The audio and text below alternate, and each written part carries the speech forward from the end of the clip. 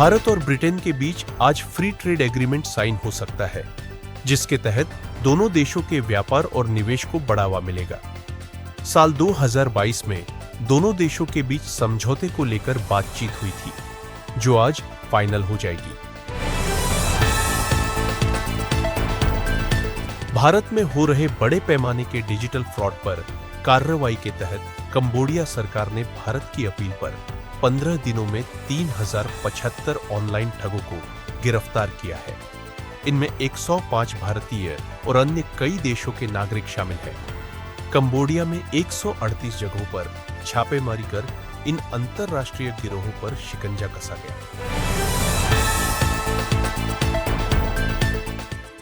राज्य में बढ़ते साइबर अपराधों के बीच बिहार सरकार ने सभी सरकारी विभागों और प्रतिष्ठानों की साइबर ऑडिट कराने का निर्णय लिया है।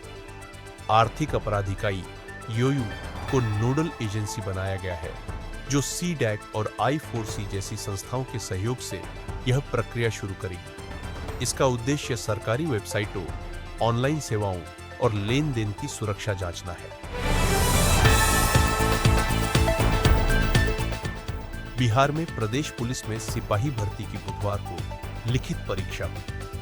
राज्य के सभी जिलों में कुल 627 परीक्षा केंद्रों पर एकल पाली में आयोजित हुई। परीक्षा के दौरान 29 अभ्यर्थियों पर कार्रवाई की गई और 4 लोगों को गिरफ्तार किया गया।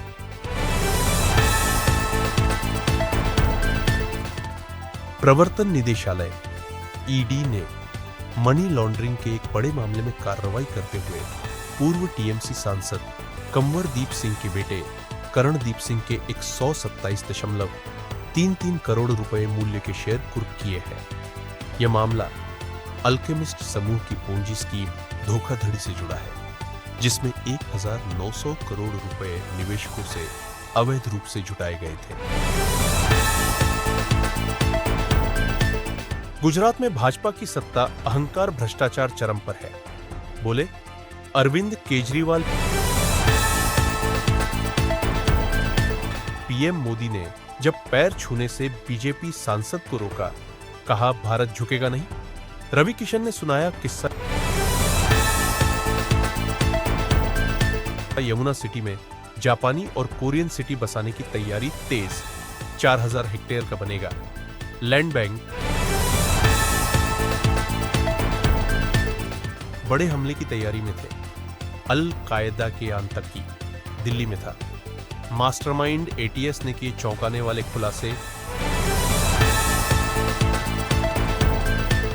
नोएडा एयरपोर्ट के पास बनेगा एग्री एक्सपोर्ट हब। विदेश पहुंचेंगे यूपी के कृषि उत्पाद। नालासोपारा मर्डर केस में पुलिस ने किया नया खुलासा। घर में पति को टाइल्स से दफनाकर सोती थी। पत्नी ग्रेटर नोएडा में पतंग के चक्कर में 9 साल के बच्चे की जान पर आई आफत।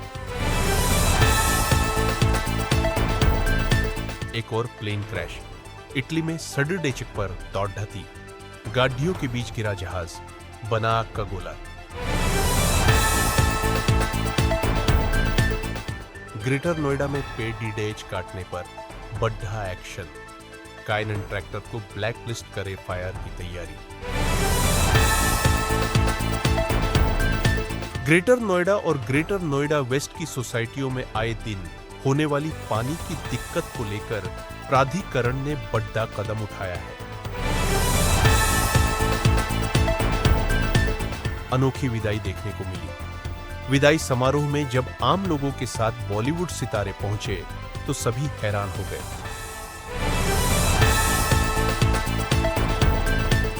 नोएडा के सेक्टर 63 शिजारसी से पकड़ा गया आतंकी जीशान अली दिमाग से बेहद शातिर है। उसने नोएडा में यह कहकर किराए पर कमरा लिया था कि वह मोबाइल की दुकान पर हेल्पर के रूप में काम करता है। दुकान मालिक का कहना है कि वह नौकरी पर नहीं था। दिल्ली में एक हैरान करने वाला सामने आया है। रक्षक ने भक्षक बनकर एक BSF जवान ने दिल्ली में दिन दहाड़े का ज्वेलरी शॉप से सोने के कंगन लूट लिए। पुलिस ने उसे MP से शिवपुरी से गिरफ्तार कर लिया है।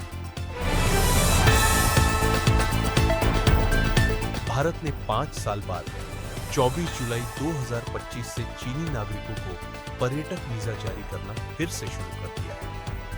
कोविड-19 और 2020 के गलवान संघर्ष के बाद यह सेवा निलंबित कर दी गई। भारत में चीनी पर्यटकों के लिए अब फिर से वीजा प्रक्रिया शुरू हो चुकी है। इसके तहत नागरिकों को पहले ऑनलाइन आवेदन करना होगा और फिर बीजिंग, शंघाई या ग्वांगझोउ में वीजा केंद्रों पर दस्तावेज जमा करना